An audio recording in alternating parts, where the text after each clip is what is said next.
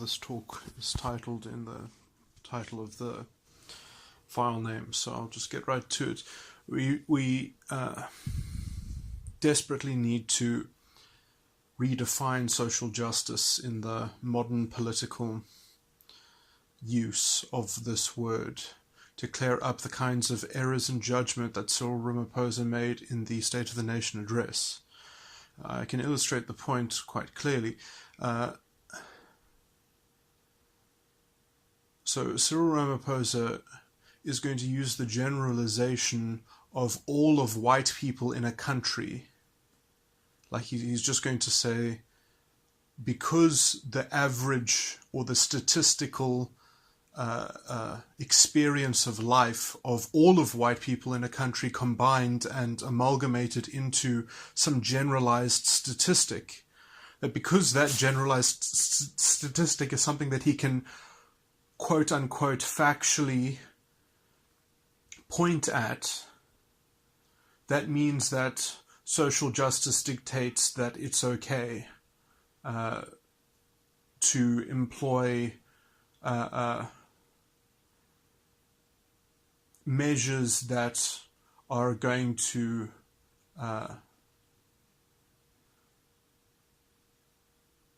use race as criteria for things. And actually thereby denying social justice to white people. It is somewhat crazy that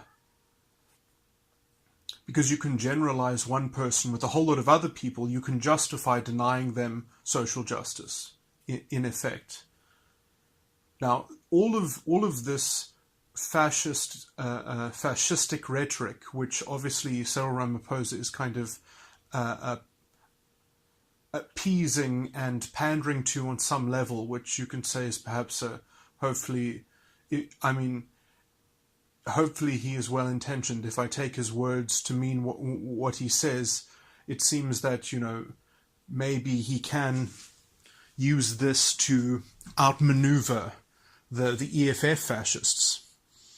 And he can just sort of make this one concession in terms of continued racialist policy and expropriation without compensation that will fix the original sin, and then there'll be no more craziness after that. I mean, I don't even know how that could even be employed, except if it's only employed on land that is voluntarily made available by its owners to be expropriated without compensation. But if it's done, how is that going to be done? Is it going to be done on a lottery system? Is it going to be, because how are you going to make a generalized statistic give compensation, give up or its land without compensation in a way that you can say, okay, well now the generalized statistic has suffered for the progress and transformation of the whole nation. Like, how can you even do that? Because if you ever do it, it's going to be a few people who paid the full price for the group, as it were.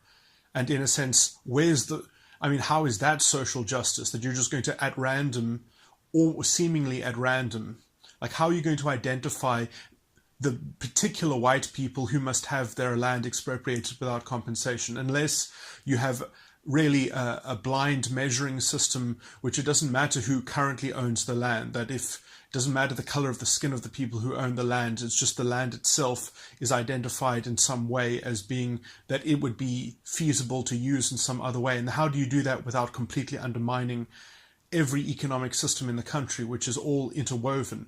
Because if that land is mortgaged, you're effectively taking it from the banking system.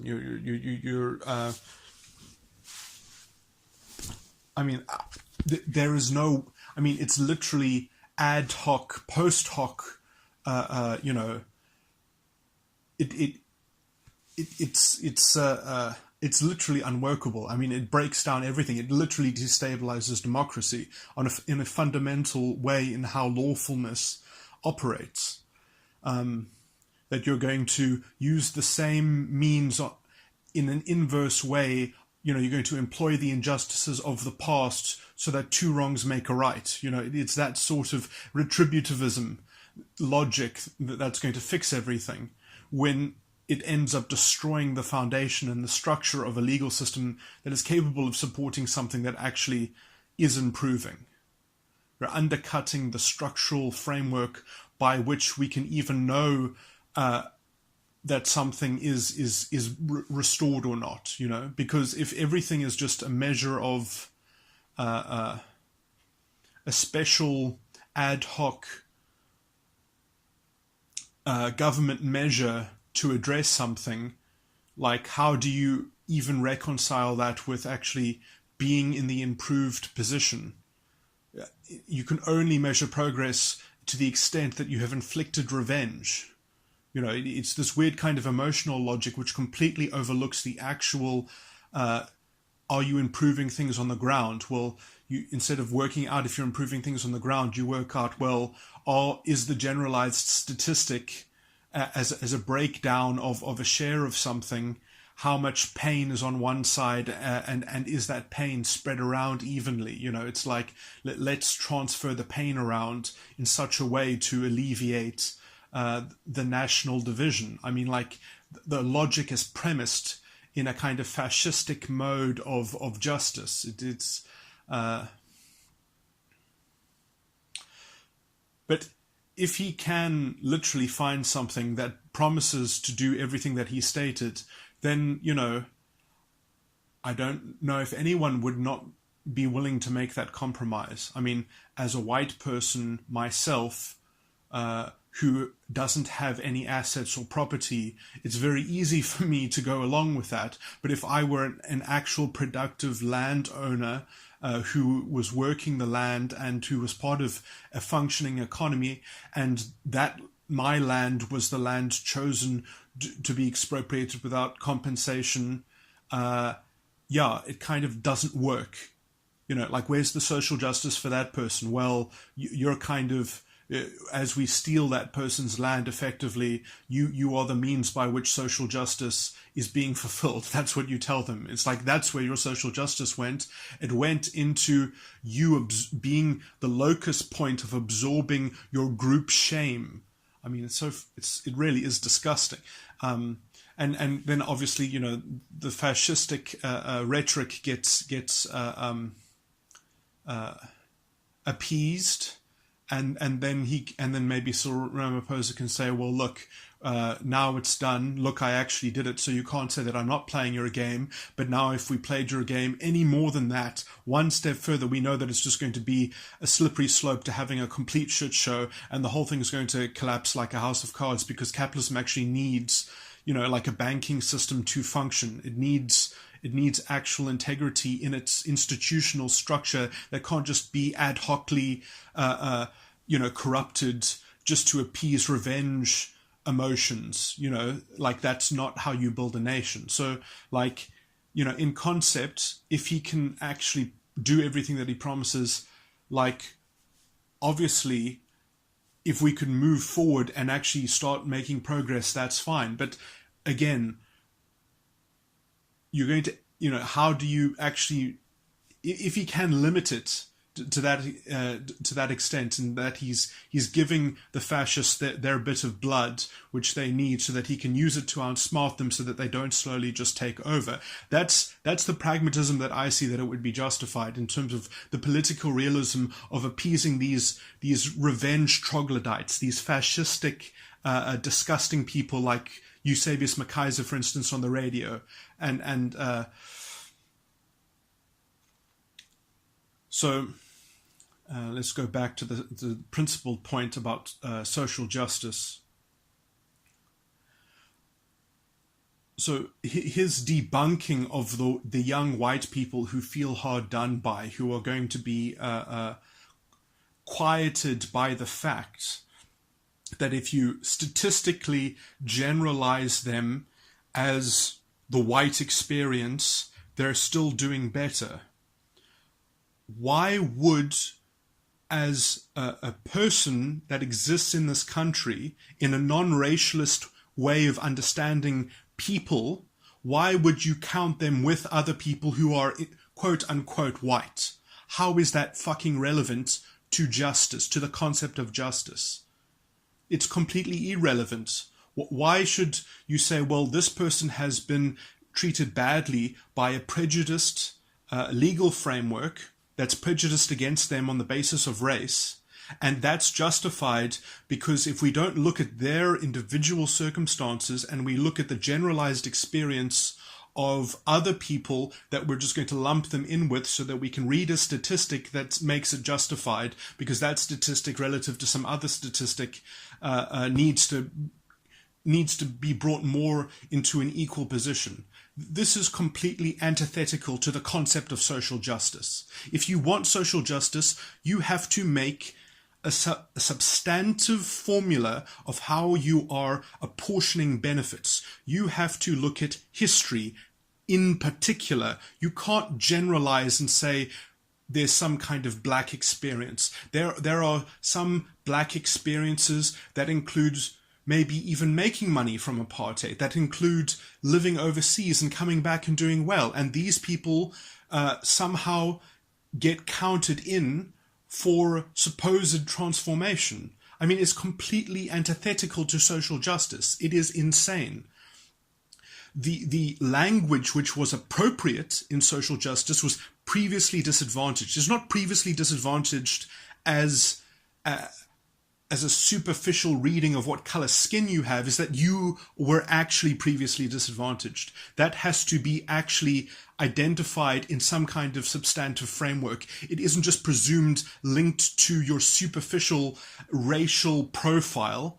I mean, so basically the point that undercuts Cyril Ramaphosa, because I can understand that his point might apply to a lot of white people that might be upset about affirmative action. But in terms of how the law is structured, it is wrong, and it does contravene the notion of social justice in that it's completely antithetical. What about the poor whites? You know, why should a poor white person who can't get a bursary, who can't get into university, who maybe did well at school, but has no program or assistance in helping them progress, why should they be counted with other white people who are middle class? Why should their generalized statistic pooled with other people, it makes absolutely no sense. And you might even get, within the history of some people, that just because they're white, it hasn't actually offered them privilege. I didn't even want to bring up privilege, because privilege is a concept itself that is incredibly tethered to this revenge politics, and usually the rhetoric of privilege is incredibly disempowering in so many ways. It's hypocritical. It creates this kind of barrier to discussing issues of transformation, in which only people with certain colored skin can have an opinion about something, about, actually talking about elements of a conversation. It has racial realism built right into it, to the point at which the only solution actually is to have separate societies for different racial people, because basically you can't have them influencing one another without some kind of disgusting purity bias, of some group that isn't promoting their own racialist purity to the best of their extent, if they were left alone and unmolested by the forces of history. It's such a disgusting, historically relativistic as well, because of the history that it has to interpret for itself always becomes this kind of fascistic, mythological, cherry-picked set of we could have imagined a much better course through our history if we weren't interfered with by some other group. You're always comparing these hypotheticals against these trumped up figments of mythologized racial purity, and to manufacture this rhetoric of shame and revenge, which actually completely deludes the content of how to overcome hurdles and challenges within the context of transformation. You can't even talk about them unless you have a certain color skin. I mean, it's so. I mean, it's literally antithetical to the intellect itself. In fact, it means that the only way that people can make any progress is within the context of some kind of fascistic container. It really condemns society itself to an abyss of some kind of identity authoritarianism, which, it just gets so noxious that eventually people are so turned off by it that they either kind of retreat and they say, okay, well, I guess we're just going to have to live separately because nothing you ever do will ever be good enough to appease this kind of identity relativism that you're forced to completely translate your actions and behavior, in this kind of pervasive mind-controlled standards of intersectional morality, which is, it's literally, I mean, it is impossible to appease because it's so hypocritical. It's like, it's the kind of racial realism. I mean, you can caricature it so many different ways because it's so intellectually disingenuous, basically, at its core. It doesn't make sense. It requires this kind of, everyone must be enslaved to this concept of racial realism. I mean, like, that's just there. If you argue against that, they won't even talk to you. They can't, because you've just made a kind of heretical point of information that doesn't work within their worldview, and so they can't even talk to you until they kind of bully you enough that you will run with them on their racial realism, so that then they can beat you down into their whole shame tactics and their kind of identity shaming, which is this kind of implicit call for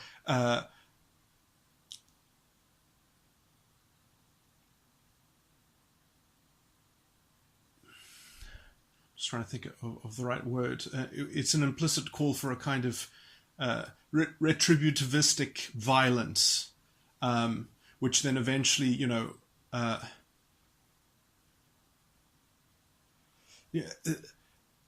And another slogan, which this is a bit tangential to my point, is that when did social justice ever get conflated with socialism, with these crazy concepts of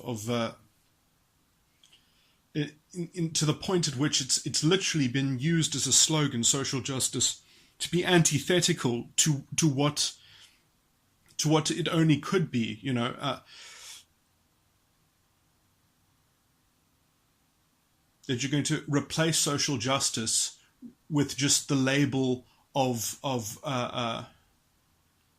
superficial apportioning of experiences to people, based on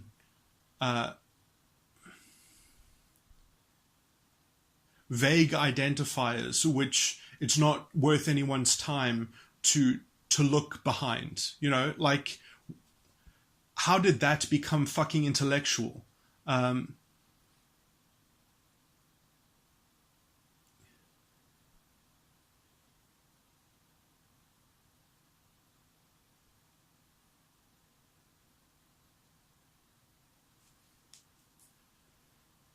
Just trying to see. There was two threads that I've left behind that I just want to pick up on and extend a bit.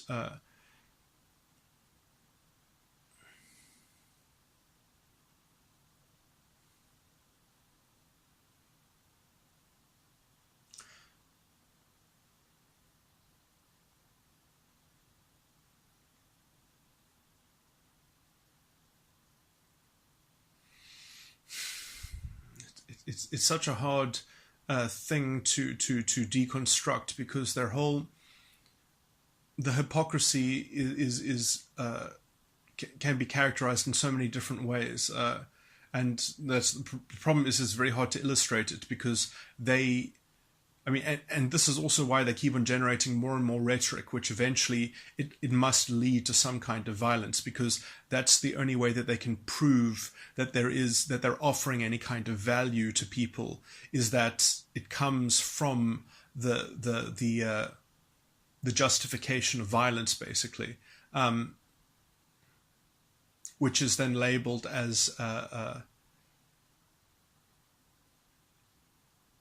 retribution or corrective. What is the word that starts with an R that means that it's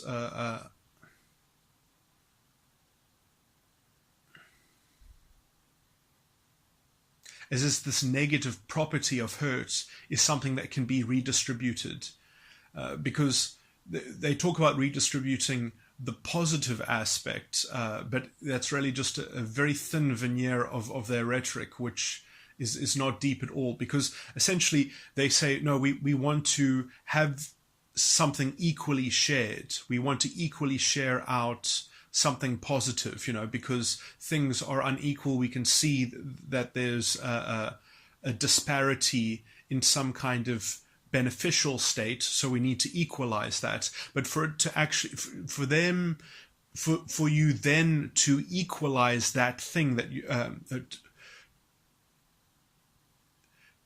it's very hard to make that thing meaningful. It's very hard to keep that thing meaningful unless it comes from the destruction of evil, or it comes from extracting that meaning from punishing the enemy or punishing the evil enemy. So it has to come from some sense of retributivism, of some kind of evil agent which is taking on the cost.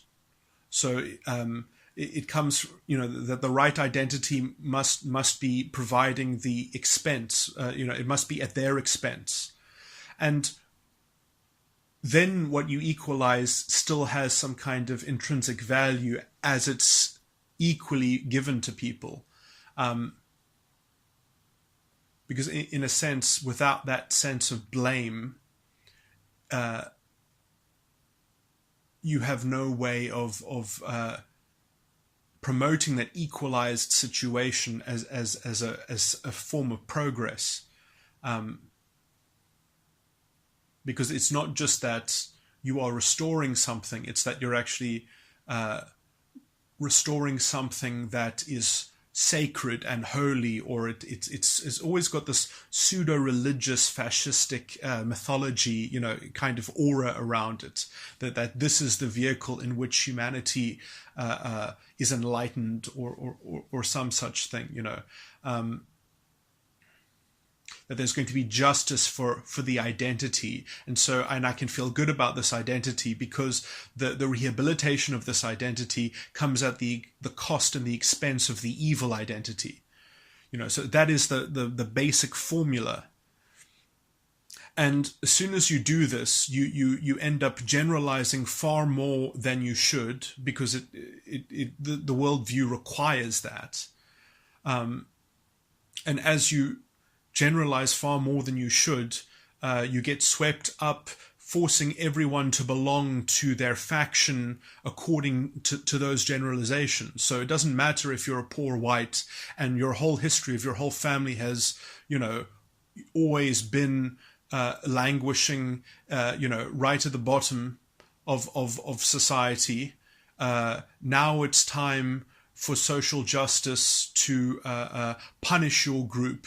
And it doesn't matter that, the one person in this group that has real potential and to go to university, it doesn't matter that there's nothing there to cater to them. That's part of the cost of their group, that their group must take, because, now you see, that is,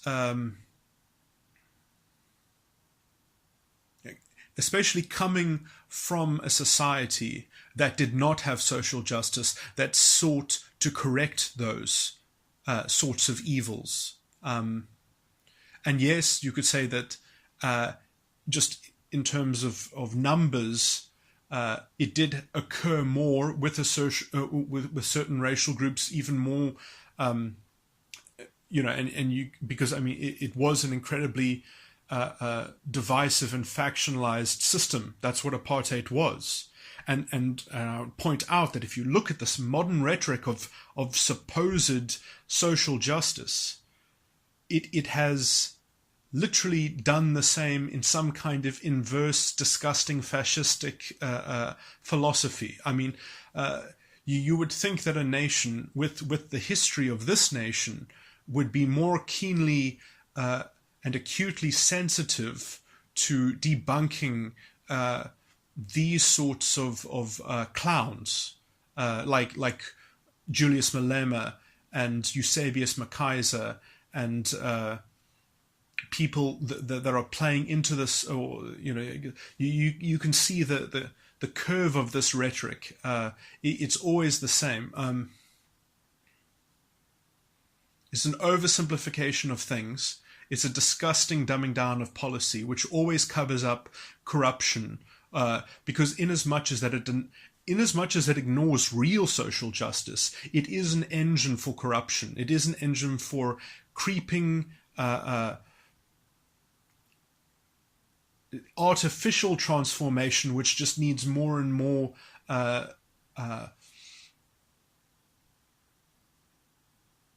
I mean, eventually it collapses the legal structure into a kind of legal positivism, which turns people into monkeys, which it has in every society. And we, as South Africa, we were the one country that actually had a legal system. I mean, we still have it in name, although the spirit of its justice is highly, in a cultural way, been corroded by this notion of social justice that's overriding this kind of the integrity of the individual to have a hand in his justice through the courts, through his rights.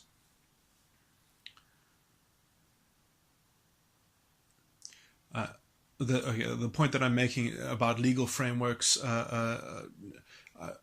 I'm not going to finish that point too much, but I mean, if you look at especially the European continental legal systems that are all infected with Napoleon, I mean, you can just see how it's seeped into their cultures and it's made them really, I mean,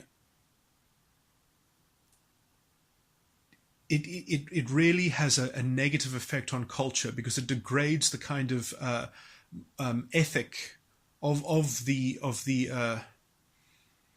because the legal conception of the legal subject in a Napoleonic system is literally that just they get to vote, and then the people that they vote in, they will make the law, and it's kind of imposed down onto people. Whereas in our legal system, justice is in your hands and it's already arrived. And if the system is that messed up, you actually have the means to legally make a challenge against it. And that the kind of the morality of the society is reflected in the and can be established within at least our common law system. And the general principles of the Roman actions cover enough that and have within them the ability to be extended, or at least are generally defined well enough that everything is basically already covered. That the Republic is somewhat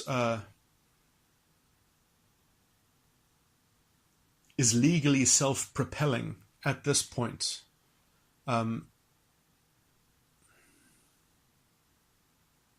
And this idea to ad hocly kind of toy with people to make progress from the top down, it just has an authoritarian spirit built into it, which is why I think that people generally will become like. I mean, you can see this in European culture, especially the Germans, but I mean, you can understand that as well from their recent cultural history as well, that the kind of the strange blind trust that they have in their institutions.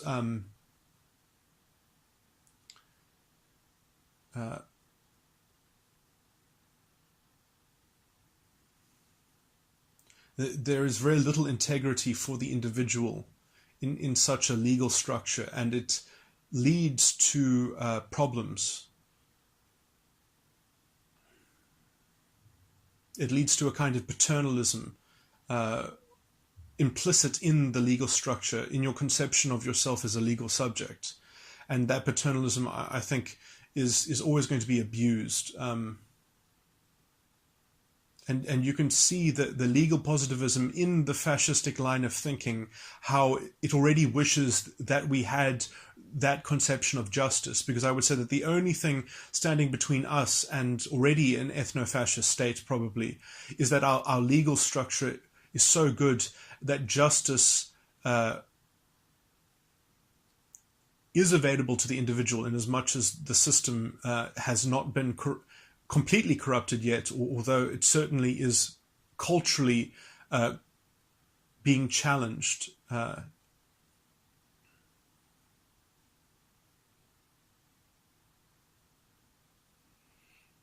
I would say that the legal definition of social justice should perhaps already be in some legal book enough to have corrected Cyril Ramaphosa, although politically I can understand his tactical maneuver, perhaps even being appropriate. Hopefully he's laying down a trap for the fascists.